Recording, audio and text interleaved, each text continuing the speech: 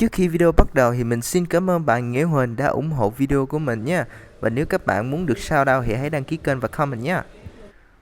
Pokemon mạnh nhất luôn là đề tài nóng hổi của các trainer vẫn được coi là nhà vô địch khi họ chọn ra cho mình 6 con Pokemon mạnh nhất mà họ luyện tập để đấu với các trainer khác để tranh tại Pokemon League.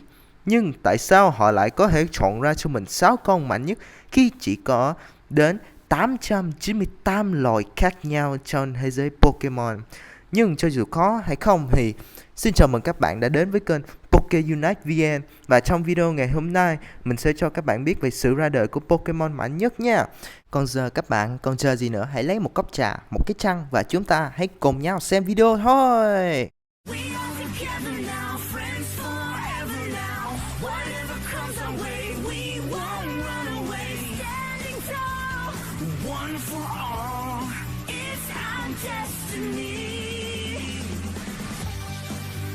Generation 1 mà ta gọi là Gen đi thì ra vào ngày 27 tháng 2 1996 cho hệ máy Game Boy do ông Satoshi Tajiri, và Satoshi chính là nhân vật chính trong phim Pokemon là Ash. Trong thời điểm này, khi hai dòng game nổi tiếng xung quanh vào năm 1998 thì nhà sáng lập Pokemon đã ra Wireless Link Cable để đấu Pokemon với những người chơi khác. Và từ đó, câu nói Pokemon mạnh nhất đã chính thức ra đời. Trong Gen 1 ở vùng Kanto này thì ta có nhiều sự lựa chọn xung quanh 151 bé Pokemon làm bạn và đồng hành cùng ta. Và trong đó có 3 Pokemon Starter, Bulbasaur, Squirtle và Charmander. Và mình sẽ cho các bạn đoán là bé nào nhé mọi người. Đúng vậy, đó chính là Squirtle và top 10 cũng là Blastoise. Trong top này thì mình sẽ phân tích các stats, chiêu và điểm yếu, cùng với đó là đấu gym cho 3 con starter. Như các bạn đã thấy thì Squirtle sẽ gặp một thử thách dễ khi đối đầu với Brock ở gym đầu, và gym 2 là Misty với chiêu Bite và Water Gun thì sẽ dễ dàng thắng là đủ. Nhưng gym 3 và mấy gym sau thì mấy bạn sẽ phải gặp rắc rối cho đến khi gym 7 và 8, vì điểm yếu của Blastoise là cỏ và điện. Vì vậy nên mình sẽ cho Captain Rùa vào vị trí thứ 10 khi Blastoise là starter ổn định nhất. Top 9 này thì ta sẽ thêm một bé starter khác của Gen 1, và đó không ai khác đó chính là bé Bulbasaur. Đây cũng là Pokemon mạnh nhất trong các starter còn lại khi có thể một mình hủy diệt Gym 1 cho đến tận Gym 5 và Gym 8, vì Gym 6 và 7 là hệ lửa và tâm linh. Venusaur với một stats ổn định, tăng kỳ và có thể dùng Sleep Powder đưa các Pokemon đi ngủ như Pokemon Sleep vậy mọi người, và kết hợp cực kỳ tốt với Dream Eater Haunter hoặc Gengar, và đã xứng đáng đứng ở vị trí thứ 9 và starter tốt nhất trên một ở vùng Kanto. Trong top 8 này thì xin mời các bạn hãy chào mừng Lý Tử Long, còn có thể gọi là Bruce Lee phiên bản Pokemon, khi chính nhà sáng lập Pokemon đã nói Hitmonlee với những nắm đấm và những cú đá nhanh gọn lẹ là Bruce Lee, khi Hitmonlee dịch ra là đánh kẻ thù, và Lee là nói về nhà võ huyền thoại Bruce Lee. Và các điểm yếu của Hitmonlee là không đáng kể, vì hệ bay và tâm linh vẫn chưa đủ để đánh bại anh bạn của chúng ta. Đầy nhiều ưu thế và chiêu ra đoạn khác nhau. Hitmonlee có thể tìm ở gym cũ trong thành phố Saffron, kế gym của Sabrina là gym thứ 6. Và thắng hai ông thầy thì bạn sẽ được chọn giữa Hitmonlee và Hitmonchan, thì các bạn cứ chọn Hitmonlee.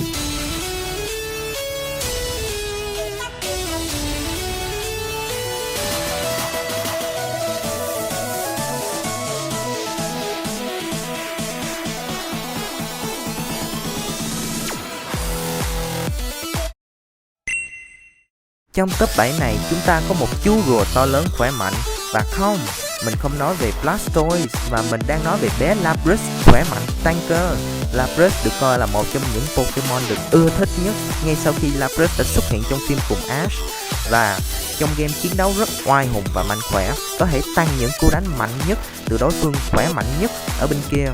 Lapras có những chiêu rất đơn giản, nhưng khi biết dùng thì Lapras sẽ trở thành một thành viên rất là quan trọng trong khi chỉ yếu với điện và cỏ, giác đấu và đá, và có thể hút nước nếu có ability Water Absorb, hoặc 1/2 đam nước khi có Shell Armor nhé các bạn. Lapras có thể bắt được ở trụ sở Self Company ở Saffron City, Và nói tóm lại, Lapras xứng đáng ở vị trí thứ 7.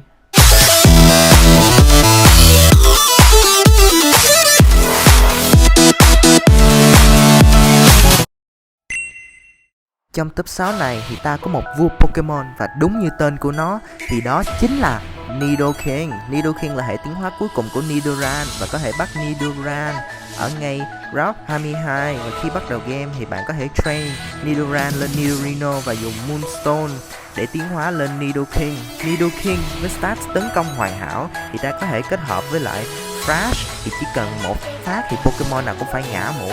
Với những stats này, với những chiêu này thì Nidoking là một trong những Pokemon không hề yếu trong team bạn và xứng đáng ở vị trí thứ 6.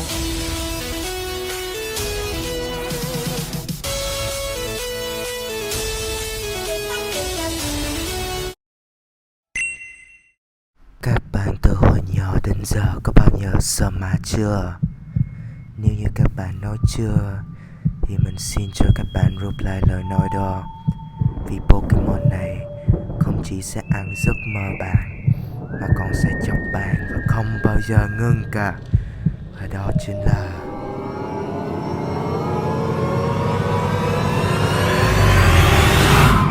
Gengar.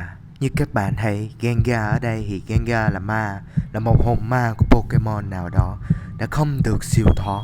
Và đã như thế này đây, với những chiêu của Gengar thì ta có thể thấy rằng chiêu dễ nhất là kết hợp giữa Hypnosis và Dream Eater. Lúc đó cùng với Special Attack Stats cực cao thì Pokemon nào cũng phải ngã mũ.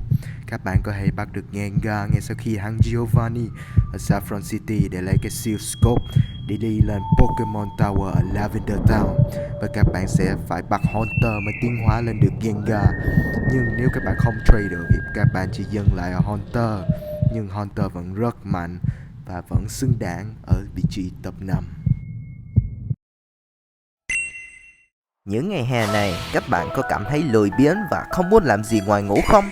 Nếu các bạn nói có thì bé Snorlax này cũng nghĩ như vậy đấy. Khi các bạn gặp nhiều khó khăn và muốn thoát khỏi nhanh chóng thì Snorlax lại luôn chặn đường các bạn. Và vì các bạn còn chịu nổi Pokemon lười biếng này không? Câu trả lời là có. Nhưng lý do tại sao? Bởi vì chính sự lười biếng đó mà đã khiến cho Snorlax rất tăng và tăng hơn cả Kangaskhan đó mọi người. Với các chiêu Mega Punch và Body Slam thì có thể một mình đánh hết Elite 4 tới Bruno và Agatha nhé mọi người. Tất nhiên kết hợp với các kỹ năng Fix Fast thì Snorlax có thể giảm đi 50% đam của băng và lửa. Nói tóm lại, bạn chỉ cần một ống sáo Poké từ đó ở Lavender Town và đi qua cái cầu biển này và dùng thì cuối cùng là ok. Rất đáng cho vào top 4 và cho vào team auto tăng nhé mọi người. Bạn hàng ngày dùng muỗng để làm gì? Đúng vậy, đó chính là dùng để ăn. Nhưng Alakazam lại làm điều trái ngược lại với thuần phong của ta. Và đó chính là dùng những chiếc muỗng đó như là một vũ khí vậy. Dùng nó để di chuyển vật hoặc dùng để làm gì đó mà chúng ta không nên biết và cố biết nha. Chưa kể là dùng nó để đánh nhưng lại không gãy. Mình sẽ không nói đến Mega vì Mega Alakazam như là ông cố sưu tầm muỗng luôn rồi. Như các bạn thấy thì các stats này thì ai mà chơi lại chưa kể các chiêu đam cực to thì mình có thể nói là dùng Shadow Punch là xong chuyện.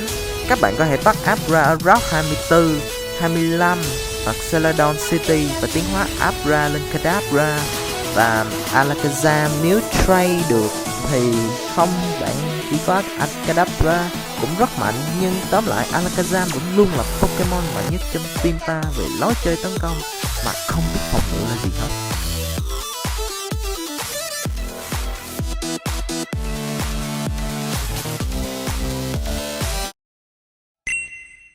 Trong top 2 này thì các bạn sẽ nghĩ đó là Mew hoặc là bộ ba chú chó huyền thoại. Nhưng không, top 2 là Mewtwo. Ta không hề phủ nhận những thay đổi mà Mewtwo đã làm đối với Ash, biến thành đa và thế giới Pokemon One như đồ chơi của Mewtwo bằng hai dạng Mega khác nhau. Nhưng đó là câu chuyện cho phần sau, trên 6 và trên 7.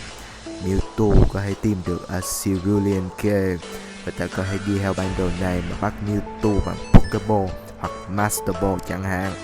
Với stats special tuyệt vời và tuyệt chiêu siêu phê như Mewtwo đáng được cho vào top 2 là mạnh nhất Kanto. Giới thiệu với các bạn, Pokemon mạnh nhất mà các bạn đang chờ đợi đó chính là Magikarp. Đúng vậy, các bạn nghĩ là cái thumbnail của mình chỉ là để giận thôi hả?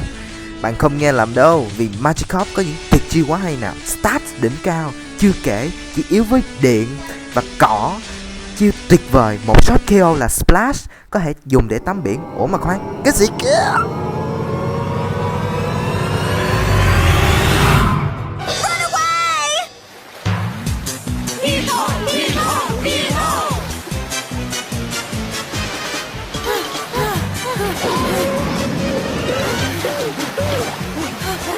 Đúng vậy, top 1 Pokemon mạnh nhất chính là thần biển, rồng biển Gyarados. Truyền thuyết đã kể về Gyarados đã chiến thắng nhiều bọn ác và bảo vệ cho vùng biển Kanto và bỏ đi các thức tồi tệ tránh xa Kanto ra. Đọc mà mình tưởng tượng người kêu ra không á mọi người. Stats tấn công hoàn chỉnh, tốc độ, nhanh chóng, bóp con mồi và các tuyệt chiêu mạnh như Surf, Crunch, Dragon Rage và Hyper Beam. Gyarados xứng đáng nhận top 1 và đã trở thành Pokemon mạnh nhất về stats ở Kanto và là một huyền thoại của đại dương mênh mông ở vùng Kanto.